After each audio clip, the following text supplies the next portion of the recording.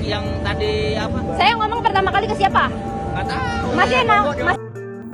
Viral diduga ojol palak penumpang. Awalnya deal 20.000, tiba-tiba naik jadi Rp50.000. Viral di media sosial rekaman video seorang penumpang wanita marah terhadap tukang ojek yang mengantarnya. Diketahui wanita itu marah karena ia menganggap tukang ojek yang mengantarnya sudah menipunya, di mana ojol tiba-tiba menaikkan harga yang sudah disepakati sejak awal. Video viral tersebut berasal dari unggahan TikTok M. Rajunet pada Senin 30 Oktober 2023. Berawal dari dia dan dua temannya mau naik ojek mobil dari Istora ke stasiun Sudirman. Sebelumnya ada tukang ojek yang memakai atribut Gojek menawarkan jasanya untuk memakai motor saja.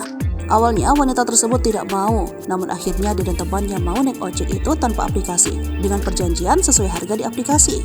Tapi karena nggak ada yang nerima orderan Gokar, kita akhirnya mutusin ya udah Gojek aja. Nah setelah itu ada Gojek lain lah menawarkan diri dan tanpa aplikasi berapa gue sempet cek. Di aplikasi 19.500, dia bilang ya udah 20.000 per orang aja, samain ujarnya. Dikutip Selasa 31 Oktober 2023. Namun ternyata yang menawarkan untuk naik ojek tidak ikut narik penumpang. Ia melemparkan untuk ketiga teman ojek lainnya. Ya udah dong, jalanlah bertiga. Sampai di stasiun gue diminta 50.000 per orang.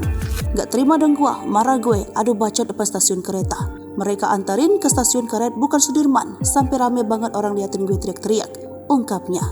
Lantas wanita tersebut merekam lantaran salah satu ojek itu sudah main fisik dengannya. Alasan penumpang itu merekam dan memviralkan agar menjadi pembelajaran untuk kedepannya, agar penumpang lain tidak kena tipu seperti dirinya.